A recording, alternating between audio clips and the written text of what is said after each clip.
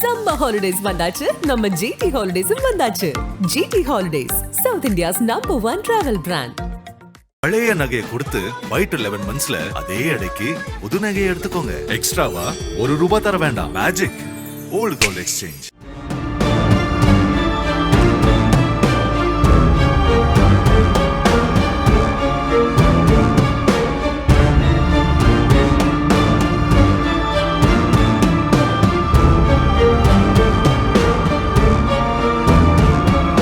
வேலூர் மாவட்டம் பள்ளிக்கொண்டா SVM நகரைச் சேர்ந்தவர் இமயராணி. குழந்தையின்மை மற்றும் கணவருடனான கருத்து வேறுபாடு காரணமாக பிரிந்து தனியாக வாழ்ந்து வந்தார். கடந்த மே 5ஆம் தேதி இமயராணி தனது வீட்டில் தூக்கிட்டு தற்கொலை செய்து கொண்டார். இது குறித்து காவல்துறைக்கு தகவல் தெரிவிக்கப்படாமல் மறுநாள் அவரது உறவினர்கள் உடலை அடக்கம் செய்தனர். பின்னர் மே 12ஆம் தேதி இமயராணியின் வீட்டை சுத்தம் செய்யும் போது அவரது செல்போன் கிடைத்தது. அதில் தற்கொலை செய்வதற்கு முன் பதிவு செய்யப்பட்ட ஆடியோ கண்டெடுக்கப்பட்டது.